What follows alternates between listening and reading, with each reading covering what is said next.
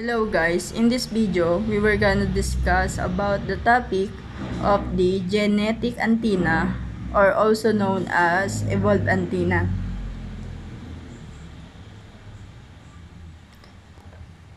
The genetic antenna or also known as the evolved antenna designs appear in the mid-1990s from the work of Mikkelsen, Altschuler, Linden, Hope, and Ramatsamy. Most of the practitioners use the genetic algorithm technique or some variant thereof to evolve antenna designs. In radio communication, an evolved antenna is designed fully or substantially by an automatic computer design program that uses an evolutionary algorithm that mimics Darwinian evolution. This procedure has been used in recent years to design a few antennas for mission-critical application involving stringent, conflicting, or unusual design requirements, such as unusual radiation patterns, for which none of the many existing antenna types are adequate. On the left side is an example of a evolved antenna that is X-band antenna evolved for a 2006 NASA mission called Space Technology 5 or ST5. The mission's objective was to demonstrate innovative technologies of potential use in future space missions. Each satellite had two communication antennas to talk to the ground station. An evolved antenna with unusual structure and a more standard quadripolar helix antenna.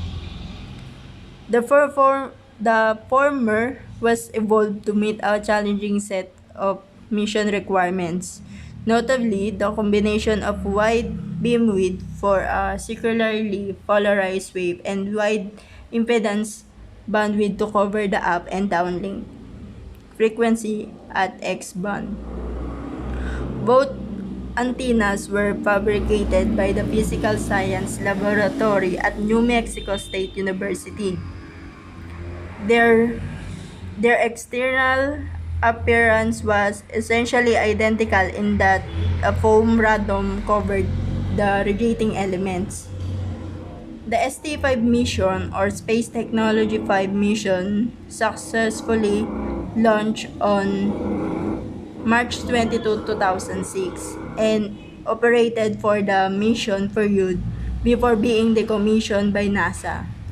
And so this is how the evolved antenna represents the world's first artificially evolved object to fly in the space.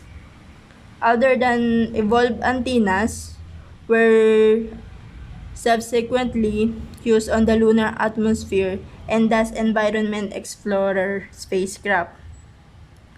The Space Technology 5 or ST5 mission consists of three miniaturized satellites called microsats, which measure the effect of solar activity on the Earth's magnetosphere over a period of 3 months.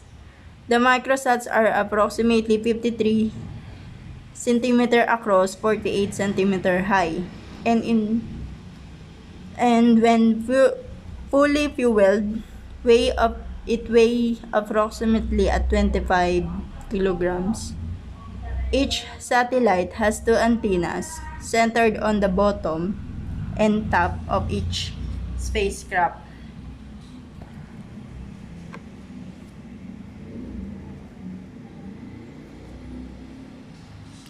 The genetic antenna are designed entirely by an optimization algorithm, which can be a genetic algorithm or some other iterative method having no input to their theory of operation by a human engineer.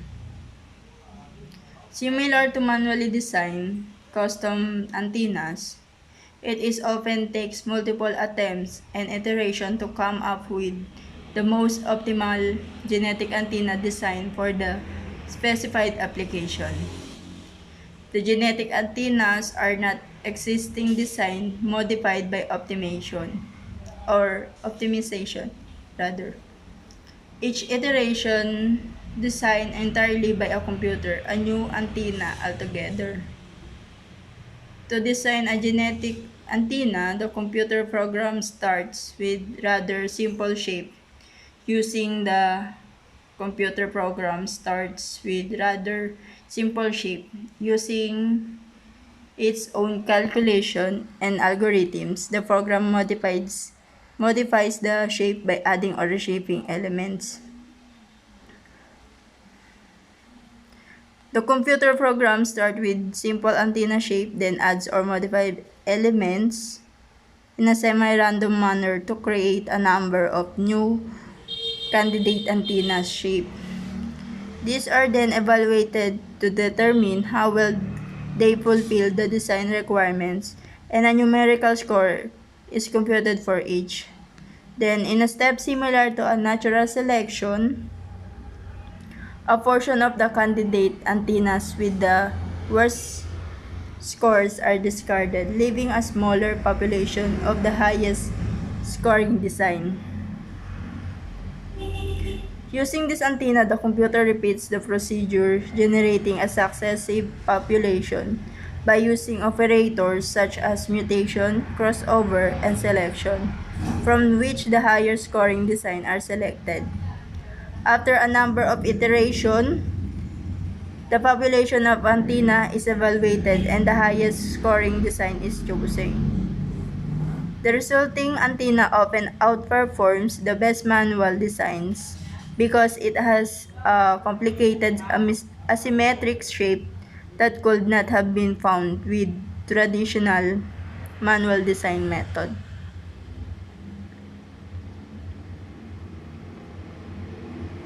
Generation of genetic antennas. First generation, middle generation, and last generation. Facts about genetic antenna. This complicated shape was found by an evolutionary computer design program to create.